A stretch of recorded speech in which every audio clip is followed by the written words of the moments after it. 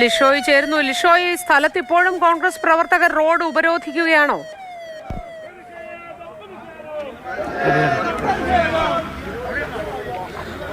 തീർച്ചയായും സ്ഥലത്ത് ഇപ്പോഴും കോൺഗ്രസ് പ്രവർത്തകർ റോഡ് ഉപരോധിക്കുകയാണ്. ഇപ്പോൾ ഈ പരീക്ഷയ്ക്കും മറ്റ് അവശ്യ സർവീസുകൾക്കും മാത്രമായുള്ള ആളുകളെ മാത്രമാണ് കടത്തിവിടുന്നത്. ഇപ്പോൾ പോലീസ് സ്ഥലത്തെത്തിയിട്ടുണ്ട്. ഇത്ര നേരം വനംവകുപ്പ് ഉദ്യോഗസ്ഥർ മാത്രമാണ് സ്ഥലത്തുണ്ടായിരുന്നത്. പോലീസ് സ്ഥലത്തെത്തി ഈ പ്രതിഷേധിച്ചവരെ അറസ്റ്റ് ചെയ്ത് മാറ്റുകയാണ്. ഇവരെ സ്ഥലത്ത് നിന്ന് നീക്കുകയാണ്.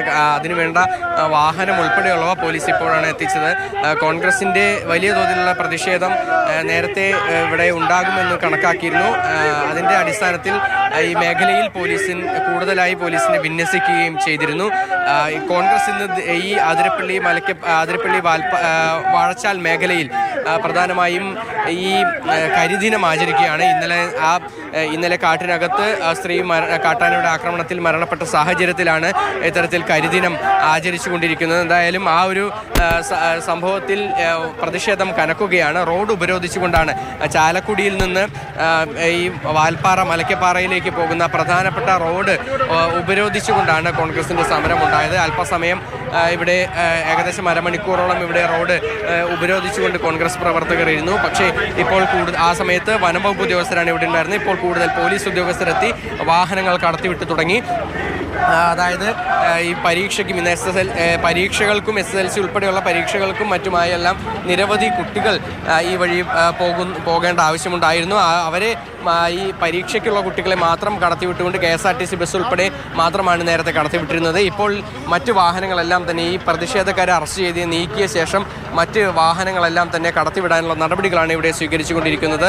ഈ മേഖലയിൽ കാട്ടാനകളുടെ സാന്നിധ്യം ഉണ്ടായിട്ടും വലിയ തോതിലുള്ള ഒരു പ്രതിരോധ മാർഗങ്ങൾ ഇല്ലാത്തതാണ് ഈ ഒരു പ്രതിഷേധത്തിന് കാരണം. അതായത് പല തവണ ഇത്തരത്തിൽ കാട്ടാന ആക്രമണങ്ങൾ മേഖലയിൽ ഉണ്ടായിട്ടും യാതൊരു വിധത്തിലുള്ള നടപടിയും ഉണ്ടാകാത്തതിൽ, ഇതിനൊരു പ്രതിരോധ മാർഗം അല്ലെങ്കിൽ ഇത് ഒഴിവാക്കുന്നതിന് വേണ്ടിയുള്ള നടപടികളൊന്നും തന്നെ ഇല്ലാത്തതിൽ പ്രതിഷേധിച്ചുകൊണ്ടാണ് വലിയ തോതിലുള്ള ഒരു പ്രതിഷേധം ഇവിടെ ഉണ്ടായത്. എന്തായാലും ആ ഒരു ഉപരോധ സമരം അവസാനിച്ചു. വാഹന ഗതാഗതം പുനഃസ്ഥാപിക്കുകയാണ്.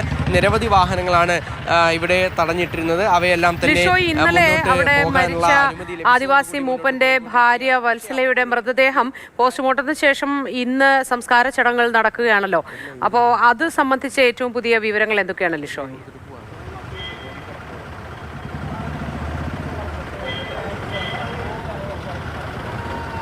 പോസ്റ്റ്മോർട്ടം നടപടികൾ ഇപ്പോൾ ചാലക്കുടി താലൂക്ക് ആശുപത്രിയിലാണ് നടക്കുന്നത്. അതിനുശേഷം അവിടെ നിന്നും തിരിച്ച് അവരുടെ ഊരിലേക്ക് കൊണ്ടുവന്ന ശേഷമാണ് സംസ്കാര ചടങ്ങുകൾ ഉൾപ്പെടെയുള്ള കാര്യങ്ങളെല്ലാം തന്നെ നടക്കുക.